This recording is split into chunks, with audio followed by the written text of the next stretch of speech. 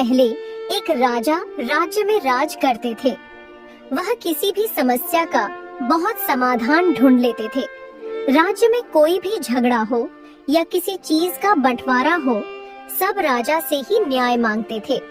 एक दिन राजा बगीचे में खड़े खड़े सोचने लगे, अरे कानून तो मैं पूरा जान गया हूँ, क्यों न जंगल जाकर तप किया जाए ताकि मैं गुरुदेव की बताई हुई विद्या से सिद्धि प्राप्त कर सकूं। ऐसा सोचकर राजा अपने महल की तरफ लौट गए और मंत्री गरुड़ सेन को अपने पास बुलाए। मंत्री जी, हम जंगल में तप करने जा रहे हैं ताकि आने वाले संकट से हम राज्य को बचा सके, और मैं महल का सारा दायित्व आपको और महारानी को सौंपता हूँ। महाराज, आपका आदेश हमेशा सर आंखों पर। आप निर्भय होकर जंगल में जाइए और हमारे राज्य को आने वाले रोगों से बचाइए। पूरी राज्य की जिम्मेदारी मंत्री और रानी को सौंपकर राजा जंगल की ओर प्रस्थान कर चुका था। मंत्री धोखेबाज था, वह भी राजा के पीछे जंगल की तरफ चल दिया। राजा जंगल में पहुंचकर तप करने लगा। मंत्री भी उनको छिप छिप कर देख रहा था। ऐसे करते करते महीनों गुजर गए। राजा ने तप के माध्यम से बहुत सारी विद्या सीख ली थी।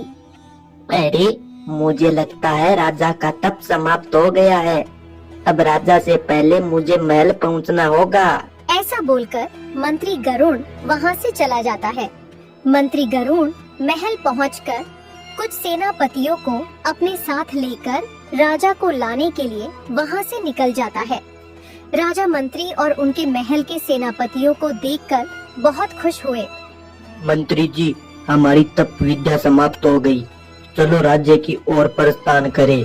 महाराज, हमें तो दिखाइए, आपने इतने महीनों में कौन सी विद्या सीखी है? मंत्री जी, मैं मुर्दे को जिंदा कर सकता हूँ। महाराज, मुझे लगता है आपके दिमाग में मिट्टी जम गई है, तभी आप बहकी बहकी बातें कर रहे हैं। मंत्री जी, मुझे पता है आपको मेरी बातों में झूठ नजर आ रहा है। आप एक काम करिए, कोई भी मरे हुए जीव को मेरे पास लेकर आइए। कुछ ही देर में सेनापतियों ने एक तोते का शिकार कर लिया और राजा के सामने पेश कर दिया। मंत्री जी, मैं अपने शरीर के प्राण निकालकर इस तोते में डालूंगा, ये तोता फिर से जिंदा हो जाएगा। राजा बेचारा सातिर मंत्री की बातों में आ गया और वो अपना शरीर छोड़कर तोते में घुस गया। तोता पुनः जिंदा हो गया। मंत्री को भी वह विद्या आती थी।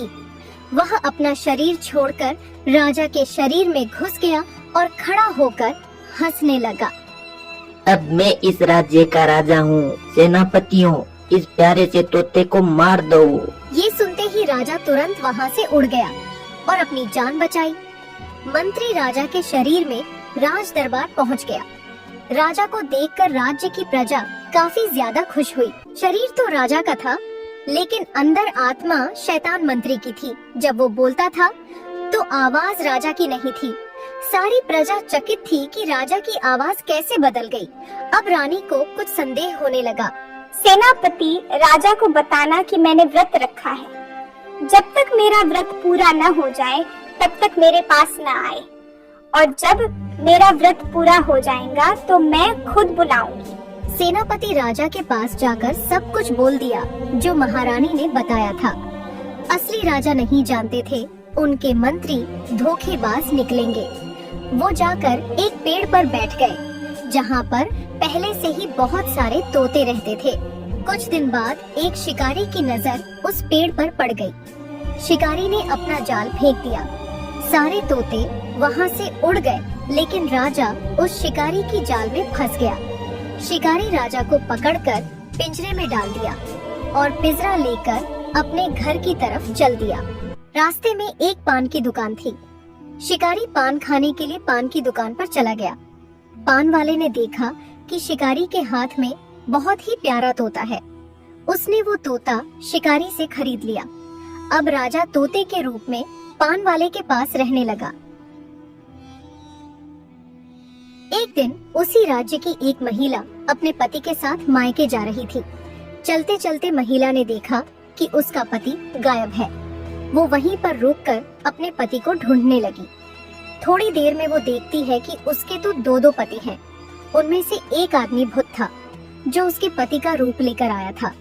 अब वो बेचारी महिला समझ नहीं पा रही थी कि उसका असली पति कौन सा है। उस महिला ने उन दोनों को गांव के मुखिया के पास लेकर गई। मुखिया जी, मेरी मदद करिए। मुझे ये बताइए, इन दोनों में से मेरा असली पति कौन सा है? सरपंच भी उन दोनों को देखकर हैरान हो गया और वो कुछ भी नहीं कर पाया। ये बात चारों तरफ फैल गई। दो आदमी असली पति वाली बात पान वाले की दुकान पर कर रहे थे। राजा पिंजरे में ये सारी बात सुन रहा था। मालिक, आप एक काम करिए, उन दो आदमियों और महिला को अपने पास बुलाइए। मैं बता दूंगा उनमें से उस महिला का असली पति कौन सा है। पान वाला तोते को लेकर उस महिला के पास गया। तुम दोनों खुद इस महिला के पति बता रहे हो, लेकिन असली पति वही है जो इस बोतल में घुस जाएगा। उनमें से जो भूत था तुरंत बोतल के अंदर घुस गया। मालिक, आप अब इस बोतल को बंद कर दीजिए। महिला तोते की चतुराई देखकर काफी ज्यादा खुश हुई और उस महिला के पति ने खुश होकर पान वाले को इनाम दिया। अब कहीं भी लड़ाई झगड़ा या किसी चीज का बंटवारा होता था, सारे लोग न्याय के लिए उस तोते के पास ही जाते थे। धीरे धीरे ये बात रानी के कानों तक पहुंच गई। रानी को तुरंत राजा की बात याद आ गई। अरे, ये तोता तो बिल्कुल राजा की तरह न्याय करता है। जरूर कुछ दाल में काला है। मुझे इस बात का पता लगाना ही होगा। फिर एक दिन रानी उस पान वाले को अपने महल में बुलाया।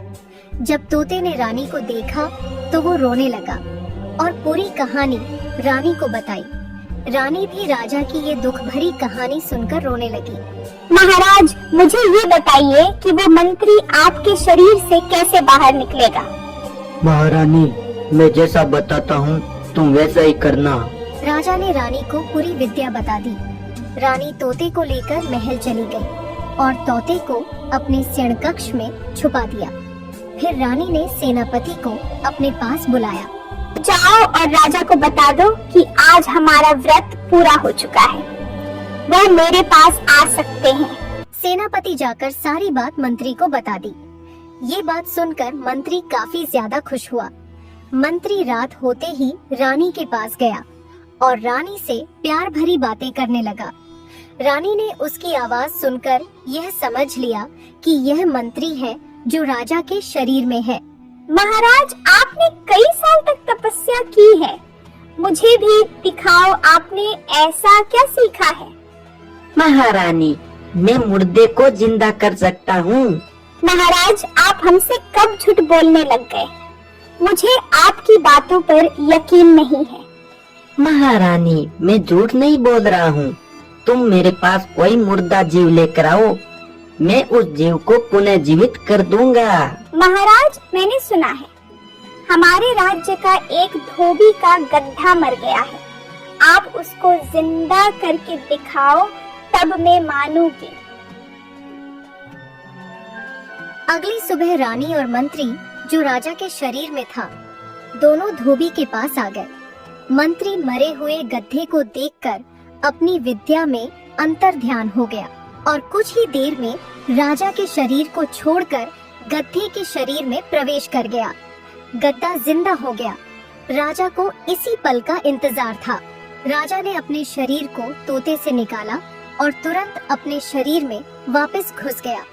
मंत्री बेचारा रानी की चाल समझ नहीं पाया और गड्ढा ही बना रह गया। राजा ने धोबी को बोला कि इसे इतना काम करवाओ कि ये भूल जाए कि मैं भी किसी राजा का प्रिय मंत्री था। इधर राजा को पुनः अपना शरीर मिल गया था और वो राज दरबार में वैसे ही न्याय करने लगे जैसे तोते के शरीर में करते थे।